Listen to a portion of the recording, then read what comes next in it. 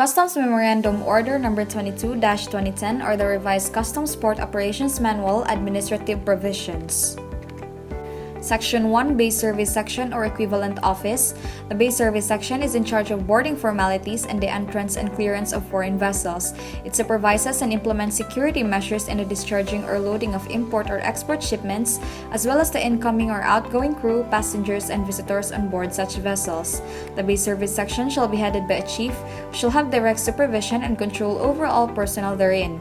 Shall issue instructions to the Customs Senior Boarding Officer, who shall in turn be responsible for the proper execution of the instructions given from time to time and to render reports. Section 2 Uniforms and Insignia, Piers and Inspection Division. The Chief, Base Service Section, Customs Senior Boarding Officers, Customs Inspectors, Customs Guards, and Wharfingers shall always wear the appropriate and prescribed uniform, insignia, nameplate, customs badge, black shoes, and regulation cap. Section 3 Duties and Responsibilities of Customs Operations Officer 3 or the Customs Senior Boarding Officers shall have the following duties and responsibilities. 1. Board incoming foreign vessels outside a breakwater or harbor unless prevented by the stress of weather. On boarding a vessel, the Customs Senior Boarding Officer shall be assisted with the Customs Inspector assigned on a vessel. During boarding formalities, only the Customs Senior Boarding Officer and the Customs Inspector shall be allowed to enter the captain's cabin unless the captain chooses to give the boarding information to the Customs Senior Boarding Officers outside the captain's cabin.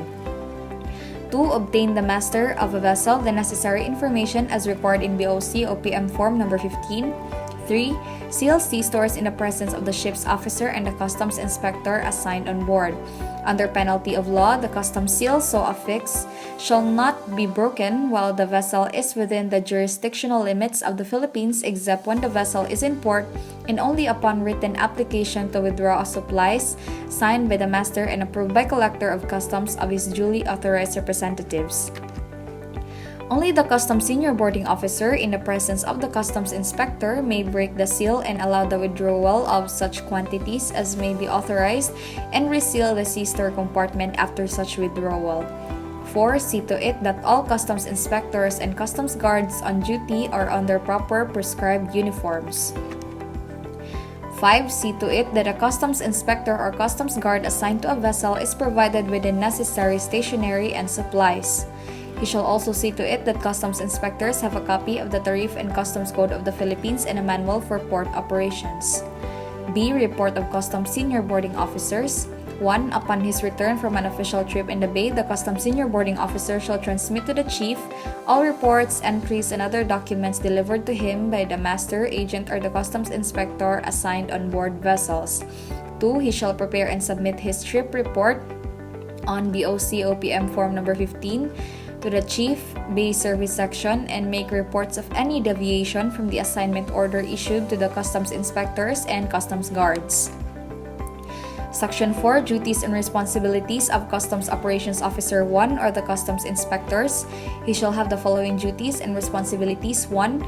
Supervise the discharge and loading of cargo and to supervise continuous surveillance to protect the interest of the Customs Service.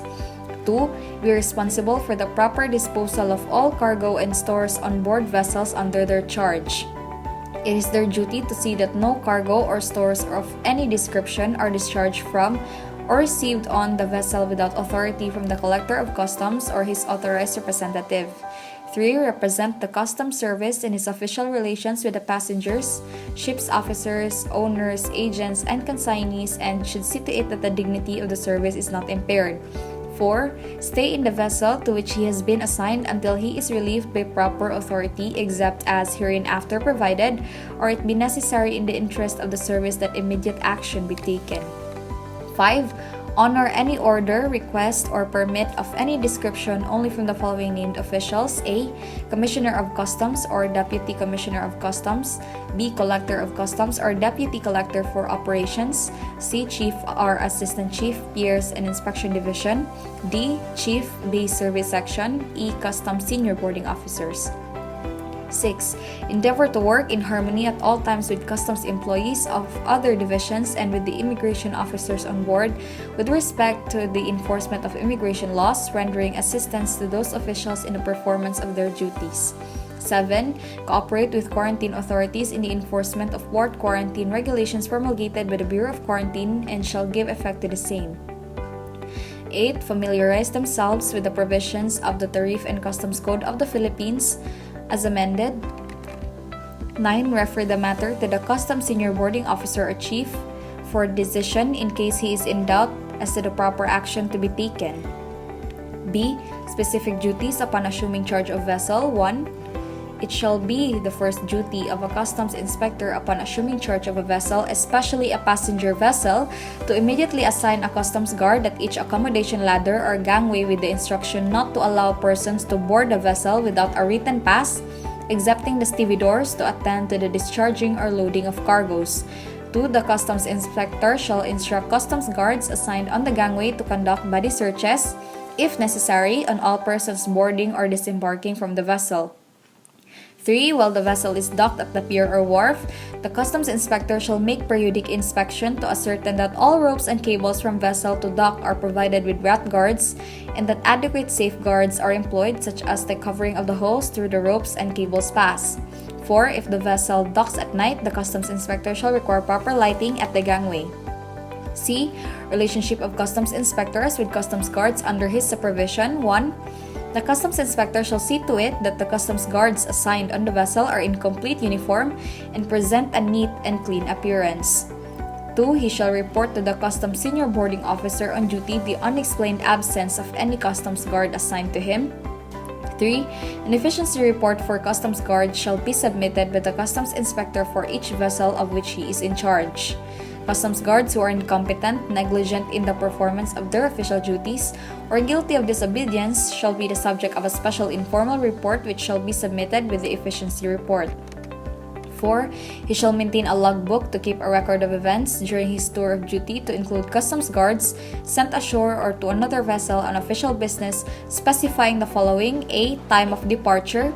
B. Nature of business. C. Destination. D. Where and when he is to report upon the completion of his business. E. Time return. 5. It is essential that an accurate check be secured on all cargoes discharged from and loaded on a vessel. Customs inspectors shall instruct their customs guards to check independently of other checkers and to submit their customs guards report. 6. He shall submit the discharging sequence and or inward foreign manifest duly received in the logbook by the customs wharfinger. D. Report after termination of duty. A customs inspector returning to shore after the vessel of which he was in charge has sailed or returning to station from an outport assignment shall immediately report to the chief and submit all reports relative to his assignment to the latter, who shall properly endorse them to the chief and inspection division. The customs inspector, upon submission of his reports, shall register the time and date of his vessel's departure in the priority listing of customs inspectors for assignments. A customs inspector who has not submitted his records and documents pertinent to his vessel assignment shall not be given an assignment to a new vessel until he has submitted his reports and documents. The reports of a customs inspector shall include the following documents: 1. Duly accomplished inspector certificate of lading in case of break bulk and conventional cargoes. The original copy together with the export permits to be submitted to the export processing division concerned. 2. Shipside permits, if any, properly endorsed at the back thereof with accompanying transfer notes and customs guards check report. 3. Accomplished certificate of inspection, certificate of identification and loading, if any. 4. Certificate of date of last cargo discharge accomplished by customs inspector on board and bearing the seal of the master of the vessel to be submitted to the office of the chief, piers, and inspection division. 5. Clearance of a vessel indicating therein the time and date the vessel actually sails and the berth assignment and the period of time the vessel stays at such berths and or anchorage for transmittal to the customs clearance officer. 6. General permit issued by the customs senior boarding officer, properly endorsed at the back thereof. And 7. All shipping documents required from the master upon boarding a vessel, permits properly endorsed, and reports of all violations of customs rules and regulations that may come into his attention. Such endorsement shall always show the date when the action was accomplished, the action taken, and the portion of the action unaccomplished, except in some instances where another customs official is to perform the unaccomplished action. Section 5, Port Utilization Section. The port utilization section supervises the receiving, handling, custody, monitoring, movement, and release of shipments at the piers or customs zone. The port utilization section shall be headed by a chief who shall perform the following functions. 1. Supervise all wharfingers, assistant wharfingers, customs guards assigned at container yards outside CYCFS and customs gatekeepers. 2. Act on all written reports submitted by the personnel under his supervision. 3. Be responsible for the conduct, vigilance, efficiency, neat and clean appearance of all personnel under him. 4. Require all wharfingers, assistant wharfingers, customs guards, and customs gatekeepers to be in complete uniform while on duty. 5. Assign his personnel properly, apportioning their overtime as equitable and as fairly as possible. 6. Exercise direct supervision over customs gatekeepers. 7. Inspect piers, wharves, warehouses, and container freight and the container terminal inside the customs zone as frequently as possible, submitting to the Chief, Piers, and Inspection Division such reports as may be necessary. 8. See to it that cargoes are transferred properly and promptly to bonded carriers, bonded warehouse, and private warehouses covered by proper transfer notes. 9. Recommend to the Chief, Piers, and Inspection Division for the interest of the service and with consultation with the wharfingers in charge of the piers, the reshuffling of personnel under him to the different piers. 10. Supervise the wharfingers in the preparation, rating, and submission to the Chief of Division the performance rating of all personnel under them. He shall rate all wharfingers in charge of the piers. 11. Recommend any personnel who are deserving, capable, and willing, pursuant to civil service rules and regulations for any promotion that are subject to be filled up. 12. Implement all lawful orders given to him from time to time by proper customs authorities with regard to his section. Section 6. Duties and responsibilities of Assistant Customs Operation Officer or Wharfingers. A. At the pier CVCFS, there shall be one wharfinger in charge of pier who shall be responsible for the efficiency and discipline of customs personnel under him. 2. He shall exercise effective supervision over the arrest contractor service regarding receiving, handling, custody, and delivery of cargoes. 3. He shall note carefully the condition of the fender piles and draft of the piers and submit reports thereon. 4. He shall cooperate and assist other officers of the government performing official function at the piers.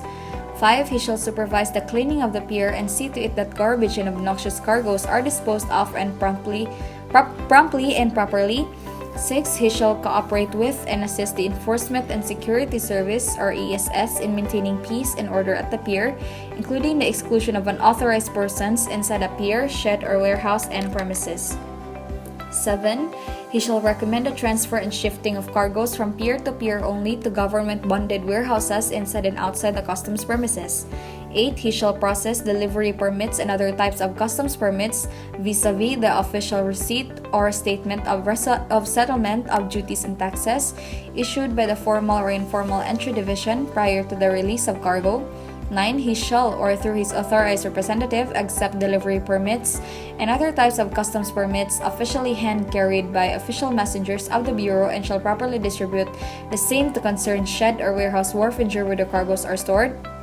10. He shall submit daily, weekly, monthly, and annual reports through proper channels to the Chief, Piers, and Inspection Division. 11. He shall implement all lawful orders given to him from time to time by proper customs authorities. 12. He shall submit report of overstaying cargoes to the Chief, Piers, and Inspection Division or its equivalent office. B. Outside CYCFS or off dock. 1. There shall be one wharfinger in charge of outside CYSCFS off dock, who shall be responsible for the efficiency and discipline of customs personnel under him. 2. He shall receive the transfer note, inbound container, and inward foreign manifest from the customs guard. 3. He shall supervise the stripping of the containers. 4. He shall receive the stripping tally sheet from the CYCFS warehouseman. 5. He shall process delivery permits and other types of customs permits vis-a-vis the official receipt or statement of settlement of duties and taxes issued by the Formal or Informal Entry Division prior to the release of cargo. 6. He shall see to it that the cargoes are released and delivered only to the proper parties in accordance with the marks, countermarks, and registry number of the carrying vessel. 7. He shall assign a customs guard, prepare and sign transfer note as well as supervise the transfer of cargoes to the local ports, economic zones, and bonded warehouses either inside or outside customs zone, including coastwise transit cargoes and other places designated by customs. 8. In all cases of transfers or packed containers covered by warehousing permits or other permits where duties and taxes have not been paid, the container shall be sealed with a customs seal by the wharfinger concerned in the presence of the customs examiner concerned. 9. He shall maintain a logbook to record events such as examination made, hold or alert order, or a notice of warrant of seizure and detention and samples taken. 10. He shall report to the Collector of Customs within 24 hours at time the article is deemed abandoned and submit a monthly report on abandoned overstaying cargoes to the office, the Chief, Piers, and Inspection Division. Section 7. Duties and responsibilities of Assistant Customs Operations Officer or the designated Assistant Wharfingers. 1. Each cargo shed or warehouse shall be under the direct charge and supervision of an assistant wharfinger who shall maintain his office inside the shed or warehouse. 2. He shall prepare, rate, and submit rating of his pier, shed, or warehouse customs guards to the wharfinger in charge of the pier. 3. He shall supervise the opening and closing of the cargo shed or warehouse. The key shall be secured in his office and shall be returned in the box provided for in the office of the officer in charge of the pier after the shed or warehouse has been closed. 4. He shall not allow unauthorized persons inside the cargo shed or warehouse with or without operation. 5. He shall process all delivery permits pertaining to his shed or warehouse before authorizing delivery of cargo therefrom. 6. He shall supervise closely the activities of the customs guards assigned in his shed or warehouse. 7. He shall clear the pier berth of lighters and other obstructions during the berthing in or departure of vessel. 8. He shall assist the wharfinger in charge of the pier and to execute all his orders. 9. He shall prepare and sign transfer notes as well as supervise the transfer of cargoes to the local ports, economic zones, and bonded warehouses either inside or outside customs zone, including coastwise transit cargoes and other places designated by customs. 10. He shall see to it that no inflammable, dangerous, or obnoxious cargoes are stowed inside the shed or warehouse. 11. He shall coordinate with the arrastre, shed, or warehouse security personnel and enforcement and security service in the prevention of pilferage of cargoes and other anomalies to defraud the customs revenues. 12. He shall perform all functions that may be assigned to him from time to time by superior authorities. Section 8. Duties and responsibilities of Assistant Customs Operations Officer or the Customs Guard at the pier or CVCFS. 1. A customs guard shall see to it that no inflammable, dangerous, and obnoxious cargoes are discharged on the dock without proper permit. 2. When assigned to delivery work, he shall scrutinize the delivery permit properly processed and signed with the processing wharfinger. 3. He shall check carefully the load on the truck against the gate pass issued in accordance with the mark, counter marks, registry number, and total number of packages. 4. He shall see to it that all deliveries made are duly recorded on the customs guard's delivery sheet. 5. He shall see to it that the wharfinger's copy of the delivery permit is retained and the same to be forwarded to the wharfinger concerned upon the completion of the delivery. 6. When assigned as conduction guard, he shall see to it that the cargo destined for transfer reaches its destination safely and the covering transfer note properly signed by the warehouseman or storekeeper or wharfinger or customs guard concerned as the case may be. B. On board vessel 1. A customs guard shall see to it that no person is allowed to board a vessel without a written pass, excepting the stevedores to attend to the discharging or loading of cargoes at each accommodation ladder or gangway. 2. He shall conduct body searches, if necessary, on all persons coming in and out of the vessel. 3. He shall perform customs surveillance on board the vessel or sort carriers containing cargo in transit that has not been released from customs supervision. 4. He shall check cargoes being discharged from or loaded on a vessel. 5. He shall act as couriers on official business. 6. He shall see to it that no empty lighters stay alongside the pier without proper permit. C. Outside CVCFS off dock 1. A customs guard shall assist the shed or warehouse wharfinger in supervising the receiving, handling, custody, delivery, and stowage of cargo inside the shed or warehouse by the arrastre operators to include witnessing the stripping or divanning and sign the cargo stripping report. 2. He shall assist the shed or warehouse wharfinger in attending the inventory of bad order cargo and sign the bad order inspection certificate issued by the arrastre operator. D. Others. A customs guard shall perform any other work or function that may be assigned to him from time to time by his superiors. Section 9, Duties and Responsibilities of Assistant Customs Operations Officer or the designated customs gatekeepers. 1. A custom gatekeeper shall report punctually at the terminal gate assigned to him and shall remain thereat until properly relieved or otherwise directed to perform other duties by his superiors. 2. He shall not allow merchandise to pass through the gate without a gate pass. He shall verify the genuineness of the said pass as well as the signatures appearing thereon. He shall check the cargo covered by gate pass as to marks, number, quantity of packages, and registry number of the carrying vessel. He may hold a truck or merchandise if he has valid reasons to believe that the merchandise is different from what is shown in the gate pass, reporting the matter promptly to the wharfinger in charge of the pier where the cargo came from. 3. He must verify and see to it that all gate passes are countersigned by the wharfinger or the corresponding pier where applicable. 4. He shall see to it that gate passes with alterations and or notations shall not be honored without the signature of the pier superintendent and the wharfinger. 5. He shall collect all gate passes which shall be submitted to the office of the wharfinger for reportorial purposes at the end of each working day. 6. Customs gatekeeper in charge shall supervise his men properly at the customs zone and pier gate, assisting them on whatever problems that may arise, and if not resolved, the same should be referred to the wharfinger in charge of the pier where the cargo came from. 7. Customs gatekeepers assigned at the exit gates shall be required to open all empty containers to verify whether they are indeed empty and shall keep records of the approved requests or permits issued and report any discrepancy to the office of the wharfinger in charge. Section 10, Reporting Time of Customs Personnel. The reporting time for customs senior boarding officers, customs inspectors, and customs guards are as follows. 1. Customs senior boarding officers, customs inspectors, and customs guards not assigned to vessel shall report at and stay in the office of the Chief, Piers and Inspection Division and observe regular working hours. They shall perform such duties as may be assigned to them by the Chief or Assistant Chief of the Division and the Chief, Base Service Section or its equivalent office. 2. Customs senior boarding officers, customs inspectors, and customs guards assigned to vessels arriving before 8 a.m. and after 5 p.m. shall report for duty at least 2 hours before the vessel's estimated time of arrival. Section 11, Meals and Accommodations for designated customs inspectors and customs guards. A. On board vessel, the customs senior boarding officer shall, when necessary, invite the attention of the master of the vessel to customs regulations which require the serving of meals and providing of suitable accommodations to customs inspector and customs guards assigned on board. If meals are not provided on board, the fact shall be certified by the master or chief steward of the vessel to entitle the customs inspector and customs guards to meal allowances at the rate provided for an existing regulations. B. To outports or travel expenses, customs inspectors and customs guards traveling at the request and expense of shipping lines or other entities shall be allowed suitable accommodations and actual and necessary expenses for board and lodging subject to existing rules and regulations. Customs officials and employees duly assigned on board vessels shall be furnished with suitable accommodations and free regular meals. Whenever meals are available on board a vessel, customs inspector and customs guards assigned thereon shall not take their meals ashore, except when there is good justification for doing so and only when at least a customs guard is left on board.